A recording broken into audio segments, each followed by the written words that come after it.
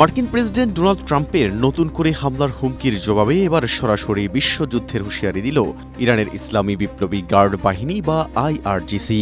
এক বিবৃতিতে তেহরানের এই প্রভাবশালী সামরিক বাহিনী সাফ জানিয়ে দিয়েছে, যুক্তরাষ্ট্র ও ইসরায়েল যদি পুনরায় ইরানের ওপর আগ্রাসন চালায়, তবে সেই সংঘাত আর মধ্যপ্রাচ্যের ভৌগোলিক সীমানায় সীমাবদ্ধ থাকবে না, তা মুহূর্তেই সারা বিশ্বে ছড়িয়ে পড়বে।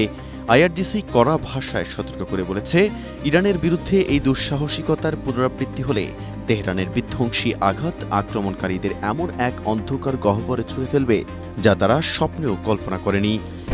স্ট্রবেরি সুপার ডটেড ও ক্লাসিক ভ্যারিয়েন্টে সেন্সেশন জাগুক শিহরণ।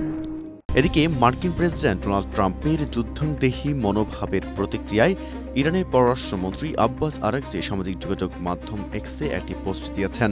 তিনি আত্মবিশ্বাসের সঙ্গে জানিয়েছেন, বিগত দিনগুলোর লড়াই থেকে ইরান যে শিক্ষা ও সামরিক জ্ঞান অর্জন করেছে তা দিয়ে পরবর্তী যে কোনো মোকাবেলায় যুক্তরাষ্ট্রকে আরও বড় ধরনের চমক উপহার দেবে তেহরান।